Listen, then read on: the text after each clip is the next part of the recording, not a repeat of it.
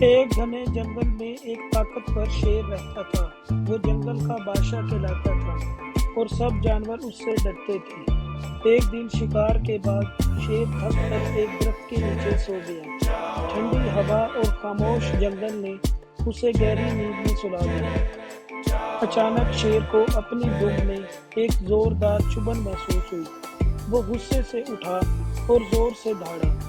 سامنے دیکھا تو ایک چھوٹا سا سانپ جھاڑیوں میں رینگ رہا تھا۔ شیر کو شک ہوا کہ یہ اسی کا کام ہے۔ شیر گرجا، تم نے میری دم کاٹی۔ سانپ گھبرا کر بولا، نہیں شیر بھائی، میں تو بس گزر رہا تھا۔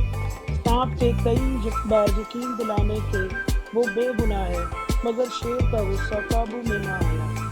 شیر نے سانپ کو جھاڑیوں میں پھینک دیا اور غرور سے واپس بیٹھ گیا، جیسے اس نے بڑا انصاف کیا ہو۔ چند دن بعد شیر پھر اسی جگہ لیٹا اور ایک بار پھر اسے دم میں وہی چبھن محسوس ہوئی۔ شیر نے پیچھے مڑ کر دیکھا اور حیران رہ گیا۔ ایک نوکیلی جھاڑی اس کی دم کو چبھ رہی تھی۔ شرمندہ شیر فوراً سانپ کے پاس گیا اور معافی مانگی، مجھے افسوس ہے، میں نے بغیر سوچے الزام لگا دیا۔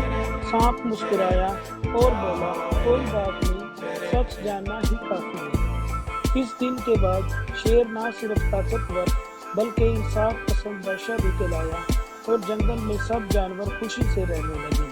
ہمیں اس سے سبق ملتا ہے، بغیر سچ سمجھے فیصلہ نہ کرو، کیونکہ شک اکثر ہمیں سچ سے دور کر دیتا ہے۔